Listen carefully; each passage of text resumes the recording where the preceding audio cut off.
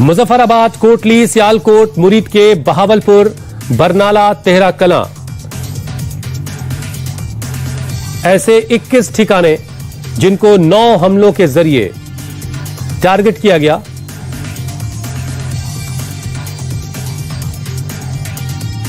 मरकज सुभानुल्लाह बहावलपुर में, यहां पर जैश का ठिकाना बताया जा रहा है।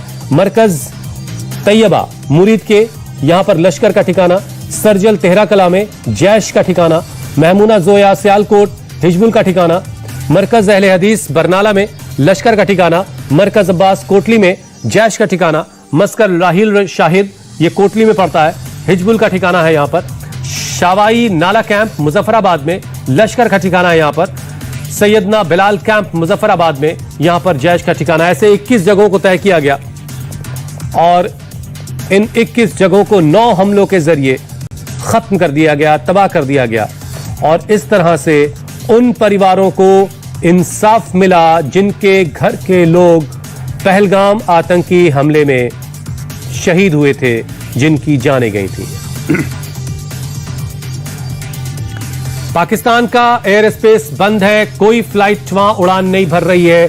तो उत्तर भारत के हिस्सों में भारत ने भी एहतियातन अभी उड़ानों को रोक रखा है।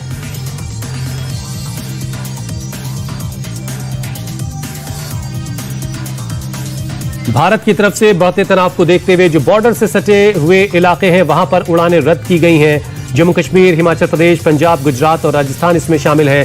7 राज्यों के 11 एयरपोर्ट्स पर फ्लाइट्स ऑपरेशन बंद कर दिया गया है।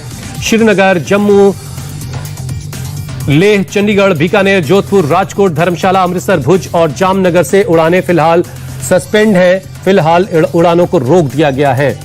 ये तमाम जो एयरपोर्ट्स हैं ये पाकिस्तान बॉर्डर के बहुत करीब हैं। Air India, Indigo, spice jet ने अपने पैसेंजर्स के लिए एडवाइजरी जारी की है। सरकार महत्वपूर्ण संस्थानों, इमारतों और संवेदनशील इलाकों के लिए कुछ और कदम भी उठा सकती है। कैबिनेट की जो बैठक हो रही है उसमें कोई और अहम फैसला हो सकता है।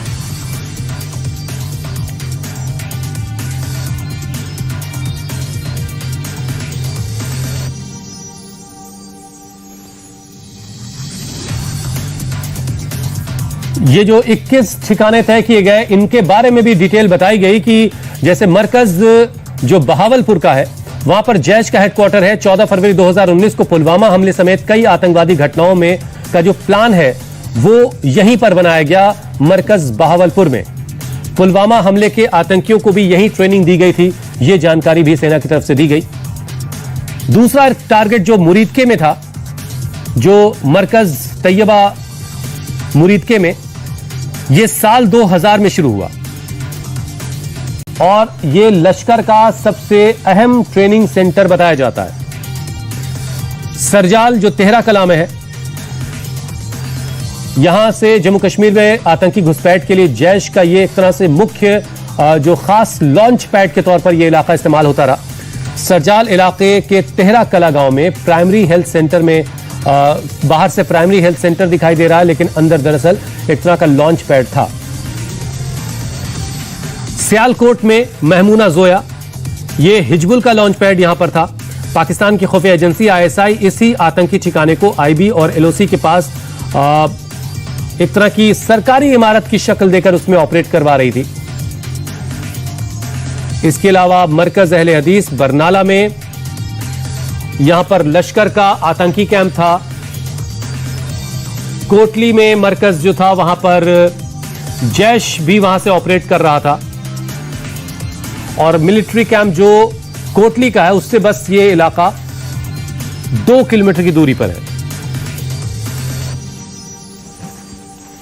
कोटली में ही राहिल शाहिद एक कैंप है, इसको भी टारगेट किया गया। शावाई नाला कैंप मुजफ्फराबाद में, इसे टारगेट किया गया। लश्कर के कैडर्स की भर्ती के लिए, रजिस्ट्रेशन के लिए इस जगह का इस्तेमाल होता था। यहां पर ट्रेनिंग भी दी जाती थी और साल 2000 से यह कैंप ऑपरेट हो रहा था, चल रहा था। बिलाल कैंप मुजफ्फराबाद में, यहां से भी जैश का यह भी एक अहम ठिकाना माना जाता है और इसका इस्तेमाल भी आतंकियों के लॉन्च पैड की तरह किया जा रहा था। इन सारी इनपुट्स के बाद, इन सारे इनपुट्स के मिलने के बाद, बहुत सारी एजेंसीज के काम के बाद यह तय किया गया 21 ठिकानों को टारगेट किया जाएगा। पहले ही भारतीय सेनाओं को खुली छूट दी गई थी कि समय, दिन, तारीख आप तय कीजिए, स्पॉट, जगह आप तय कीजिए और पहलगाम आतंकी हमले का बदला लीजिए। और आखिरकार 7 मई की तारीख चुनी गई। रात 1:05 से 1:30 के बीच सिर्फ 25 मिनट के अंदर 21 ठिकानों को 9 हमलों के जरिए बगैर एयर स्पेस को वॉयलेट किए हुए, यानी पाकिस्तानी सीमा में दाखिल हुए बगैर भारतीय सेनाओं ने इस काम को अंजाम दिया। स्कैल्प और हैमर मिसाइल के जरिए 21 ठिकानों को तबाह कर दिया गया है। करीब 100 से ज्यादा आतंकी इन स्ट्राइक्स में मारे गए हैं, ऐसा अंदाजा लगाया जा रहा है। हालांकि अभी तक पाकिस्तान ने इस बात को कबूल नहीं किया है। 25-26 लोगों के मारे जाने की बात अब तक पाकिस्तान ने मानी है।